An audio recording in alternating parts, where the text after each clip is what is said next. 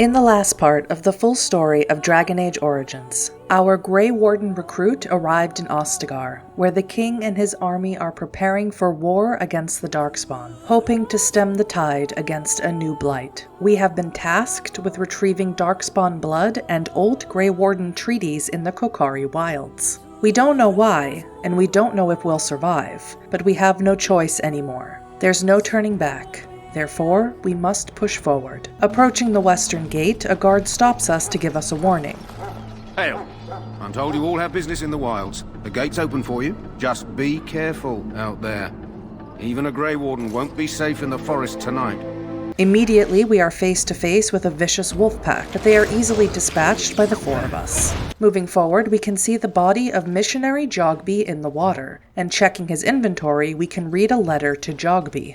My dearest son, it pleases me that you wish to follow in my footsteps and bring the Maker's word to the unenlightened. I wish you had chosen a less dangerous place to do so. Apologies for leaving early for the wilds, son, but I wanted to set up camp and get things started. The Chastened respect one with survival skills in the wilds, so I hope to get a grip on that before you arrived, and maybe establish an agreement with a local tribe so that we had friends when you came. When you reach the wilds, you'll find it difficult to navigate. I've listed certain landmarks below. If you follow them, they will lead you to a location I've scouted out, where I've left you some supplies. If you're lost, try to get back to that spot, and I'll find you. The landmarks are as follows, beginning at the entrance to the wilds from Ostagar. Look for a tree leaning on the ruined building. Pass under a fallen tree bridge. Pass a submerged tower on the right. Look between a high, ruined ark and a mossy standing stone. Walk along a path of roots and stones. Look for 2 large statues with a chest between them. There you will find our meeting point. I love you, Jogby, my son. I hope to see you soon. Your father, Rigby. Unfortunately, we know what happened to Rigby's son Jogby, but maybe if we follow these clues, we can tell him about his son's demise. We can also read a codex page about where we currently are, the Kocari Wilds. It is said that in the midst of the Black Age, when werewolves stalked the lands of Ferelden in numbers that kept every farmholder indoors and a hound on every doorstep, a powerful Arl of Alamari peoples stood and declared that he would put an end to the threat. His Arling stood on the border of the Dark Forest on the southern border of the Ferelden Valley, and he claimed that the werewolves used the forest to launch their midnight assaults on humanity. For 20 years, this Arl led an army of warriors and hounds deep into the forest. In his hunt for the werewolf, he slew not only every wolf he came upon, but also every member of the Chastened Wilder folk. Any one of them, he said, could harbor a demon inside, and thus be a werewolf in disguise. For 20 years, the forest rang with screams, and the rivers ran red. The tales say that an old Chastened woman found her sons all dead at the Arl's blades. She pulled one of those very blades from one son's heart and plunged it into her own chest, cursing the Arl's name as she did so. Where her blood touched the ground, a mist began to rise. It spread and spread until it was everywhere in the forest. The Arl's army became lost, and it is said that they died there. Others say they wander still. The ruins of this Arling stand to this day, filled with the ghosts of women waiting eternally for their husbands to return. The forest of the legend is, of course, the Kocari Wilds. There are as many legends about the great southern forest as there are shadows, or so the saying goes. The Chastened Wilder folk have made their home there since mankind first came to these lands, and the wildlands spread as far into the south as anyone has ventured. Beyond the mists are vast tracts of snow, white-capped mountains, and entire fields of ice. It is a land too cold for mankind to survive, yet the Chastened eke out an existence even there, and they tell of horrors beyond the wilds that the lowland folk could not begin to comprehend. To most, Ferelden simply ends with the Kocari Wilds. There is nothing beyond. The wilds is a land of great trees, wet marshes, and dangerous monsters. What more need be said? From Land of the Wilders by Mother Aelis, Chantry Scholar, 918 Dragon. Heading south, we come across a wounded soldier crawling towards us. Who is that? Grey Wardens? Well, he's not half as dead as he looks, is he? My scouting band was attacked by Darkspawn. They came out of the ground. Please help me. I've got to return to camp. We can take you back. If you just bandage me up, I can get back myself. Let's try and bandage him up at least. I have bandages in my pack. Thank you. I've got to get out of here.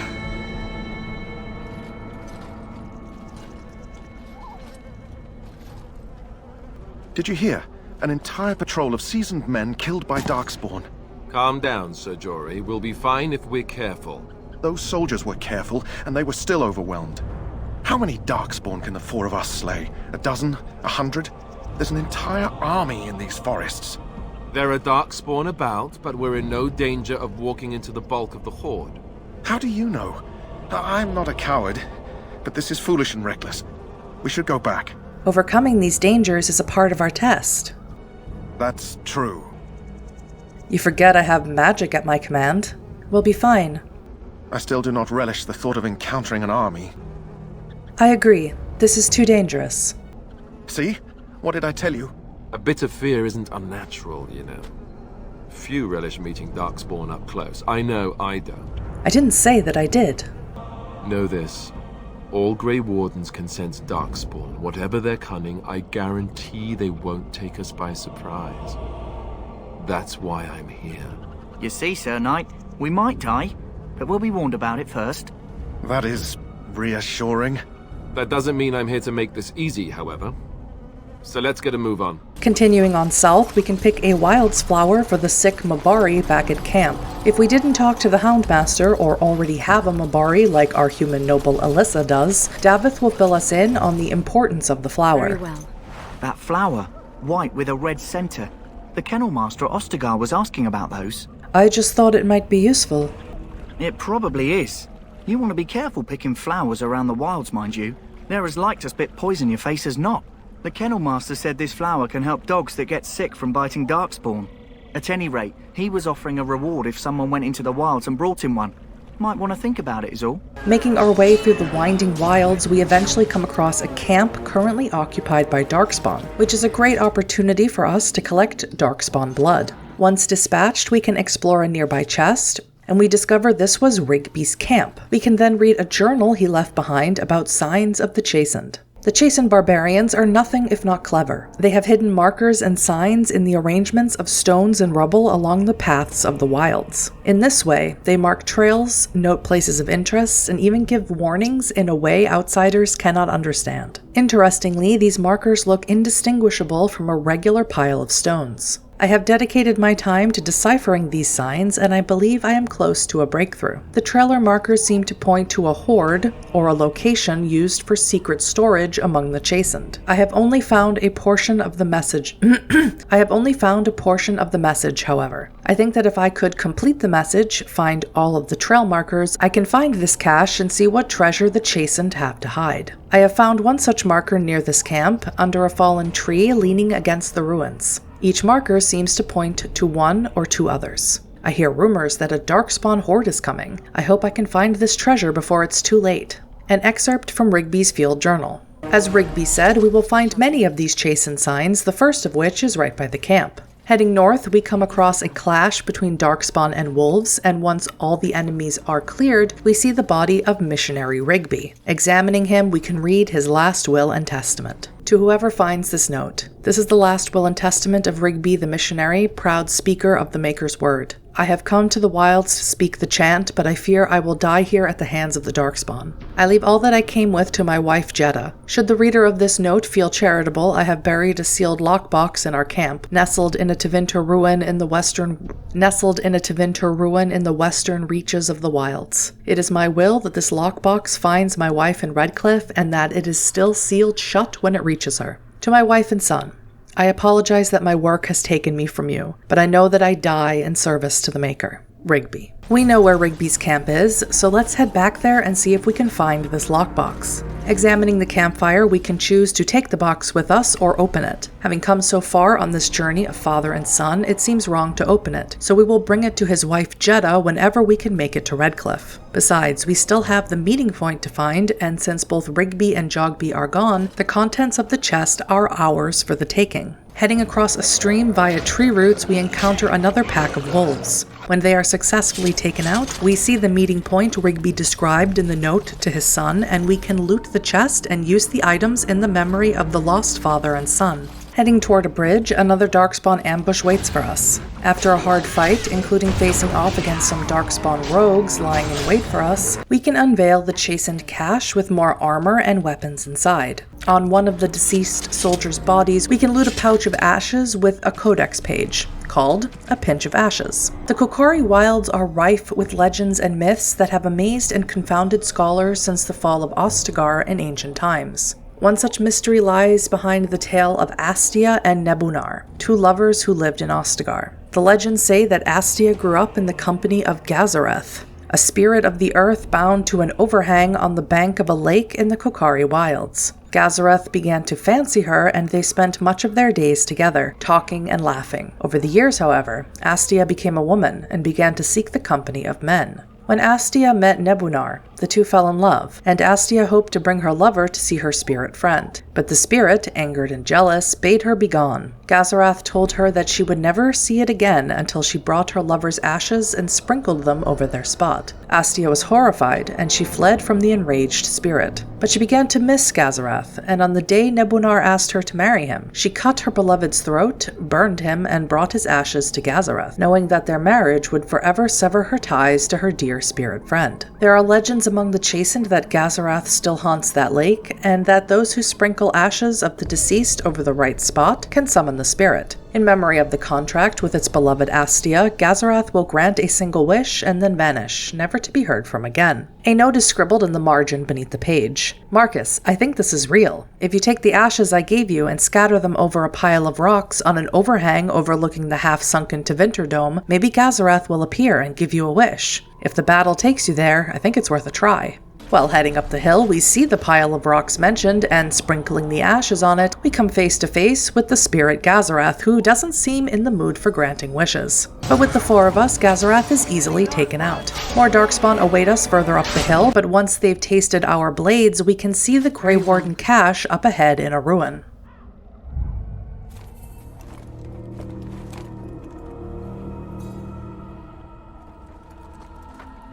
Well, well. What have we here? Are you a vulture, I wonder? A scavenger, poking amidst a corpse whose bones were long since cleaned? Or merely an intruder, come into these darkspawn-filled wilds of mine in search of easy prey?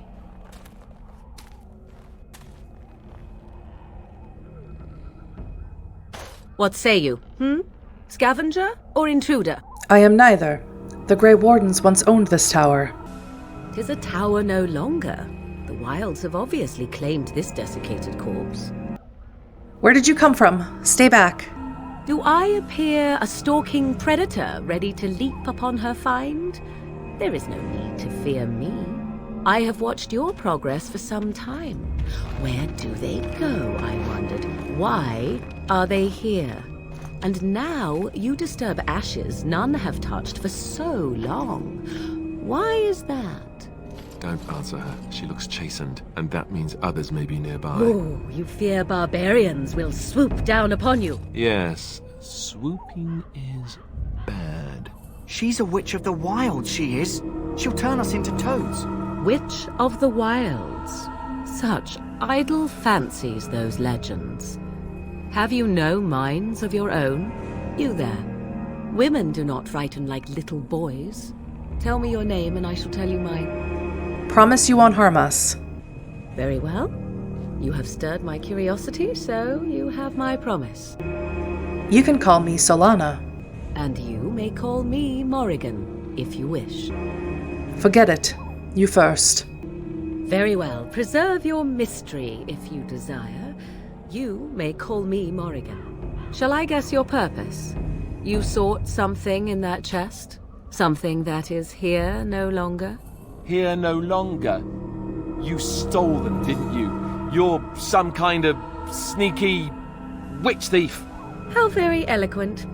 How does one steal from dead men? Quite easily, it seems. Those documents are Grey Warden property, and I suggest you return them. I will not, for 'twas not I who removed them. Invoke a name that means nothing here any longer if you wish. I am not threatened. She's toying with us. Let's go. Why so petulant? You wish to know who removed your papers? 'Twas my mother who did the deed. Is this a joke? If so, it seems the truthful rather than funny sort, no? Your mother? Yes, my mother. Did you assume I spawned from a log? A thieving, weird talking log, perhaps? Not all in the wilds are monsters. Flowers grow as well as toads. If you wish, I will take you to my mother. 'Tis not far from here, and you may ask her for your papers if you like. We should get those treaties, but I dislike this Morrigan's sudden appearance. It's too convenient. Tell us more about your mother first. She prefers her privacy, but I imagine she will be curious enough why you are here. Come, see for yourself. Why are you interested in helping us? Why not? I do not meet many people here. Are you all so mistrustful? I say we go with her. She'll put us all in the pot, she will. Just you watch. If the pot's warmer than this forest, it'd be a nice change. Follow me then, if it pleases you.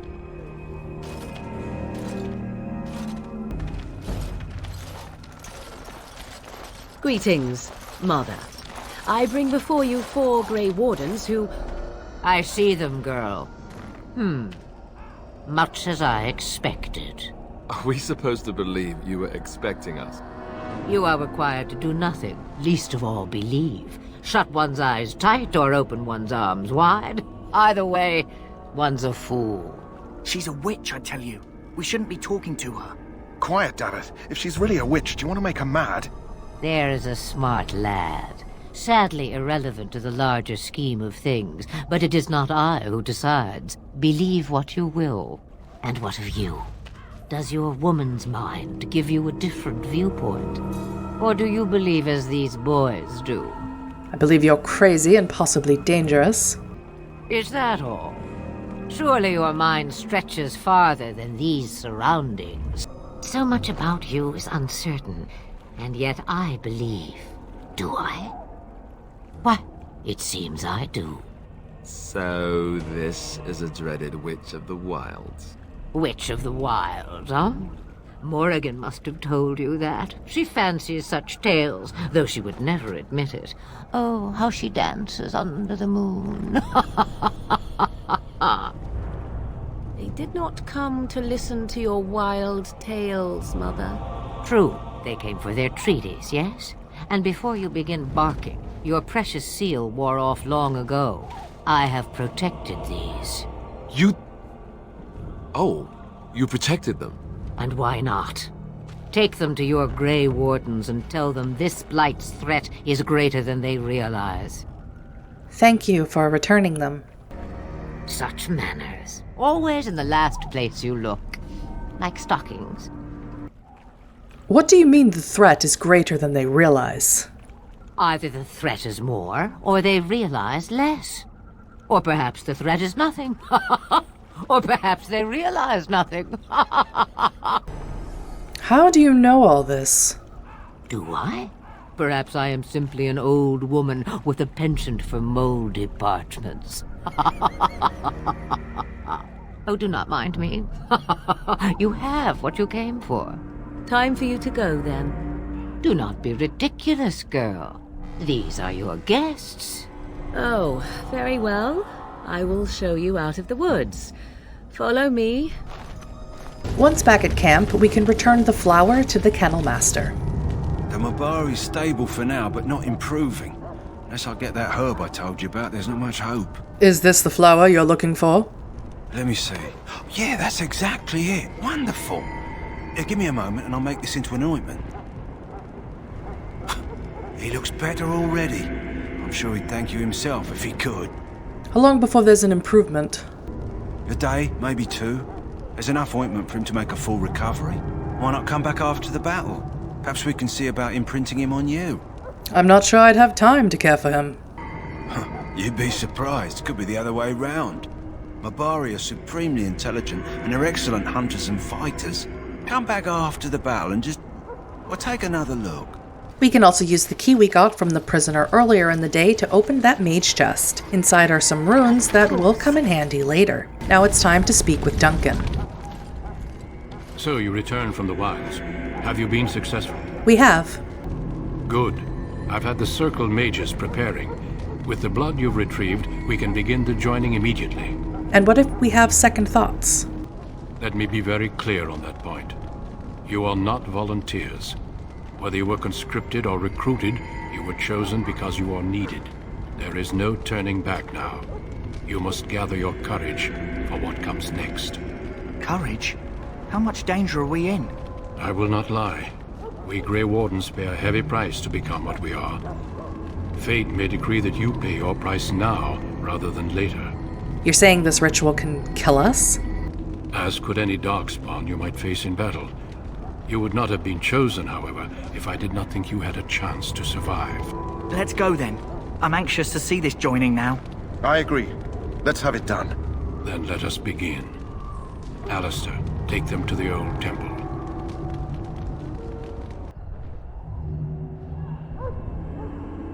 The more I hear about this joining, the less I like it.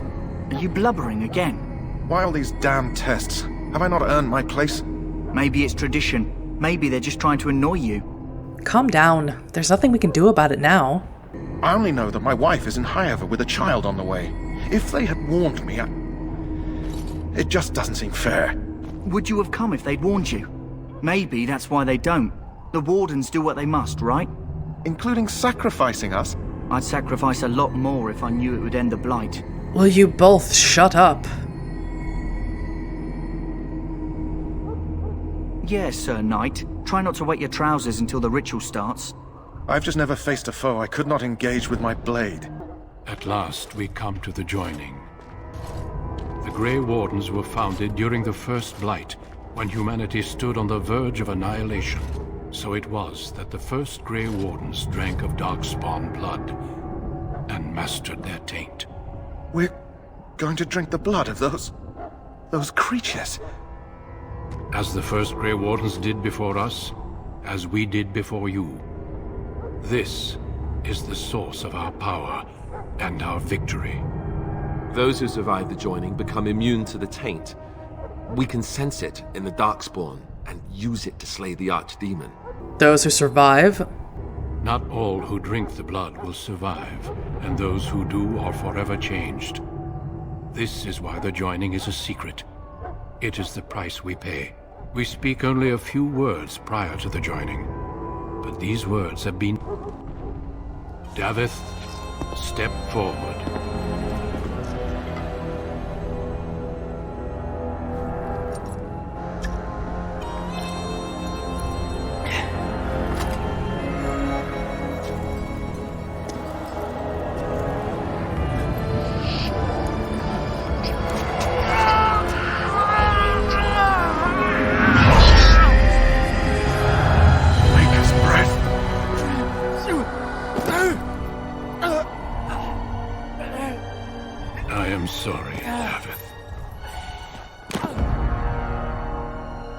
Step forward, Jory.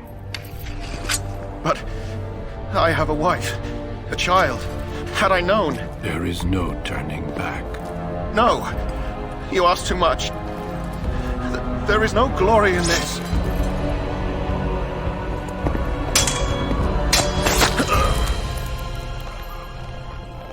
I am sorry.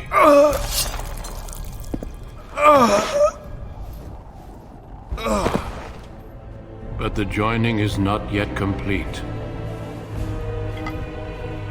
You are called upon to submit yourself to the taint for the greater good.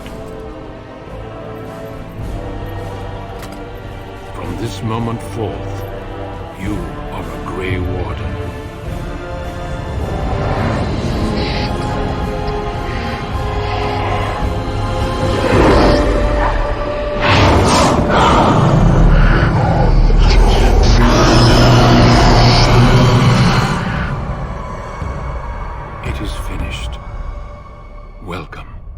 Two more deaths. In my joining, only one of us died, but it was horrible. I'm glad at least one of you made it through. How do you feel? Nothing you said prepared me for that. Such is what it takes to be a Grey Warden. Did you have dreams? I had terrible dreams after my joining. Such dreams come when you begin to sense the darkspawn, as we all do. That and many other things can be explained in the months to come. Before I forget, there is one last part to your joining. We take some of that blood and put it in a pendant. Something to remind us of those who didn't make it this far.